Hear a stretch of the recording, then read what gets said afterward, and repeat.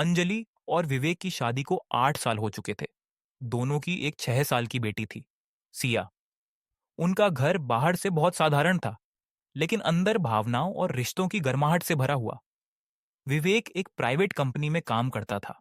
दिन भर की थकान के बावजूद शाम को जैसे ही घर लौटता, सिया उसकी गोद में कूद पड़ती और अंजलि रसोई से मुस्कुराते हुए बाहर आ जाती।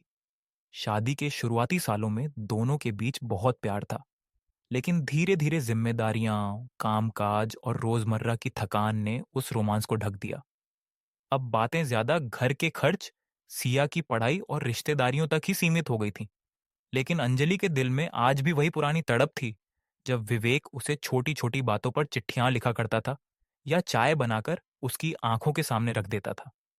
एक दिन रात को जब विवेक ऑफिस से देर से लौटा, तो देखा कि अंजलि बालकनी में अकेली बैठी आसमान को देख रही है। उसने धीरे से पास जाकर पूछा, किसका इंतजार कर रही हो?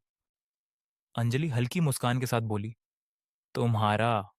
लेकिन शायद अब तुम बहुत दूर हो चुके हो। विवेक चौंक गया। उसके शब्दों में शिकायत नहीं, बल्कि गहरी उदासी थी। अगले दिन ऑफिस में बैठा रहा, लेकिन बार बार अंजलि का चेहरा याद आता रहा।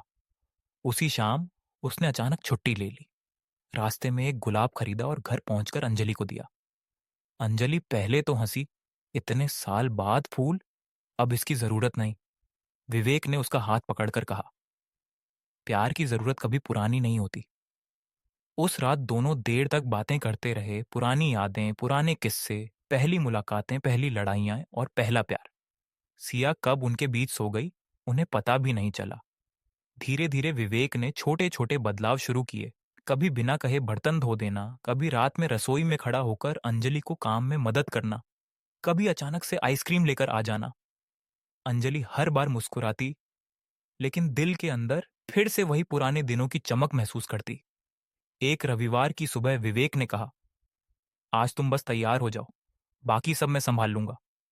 अंजलि हैरान थी, लेकिन जब वो बालकनी में आई, तो देखा कि नाश्ता टेबल पर सजा हुआ था और बीच में रखी थी उसकी पसंदीदा कॉफी। विवेक ने हंसते हुए कहा, आज 8 साल बाद सोचा कि वही पहला दिन दोहराया जाए, जब मैंने तुम्हें कॉफी पिलाने के बहाने ही तुमसे मिलने बुलाया था।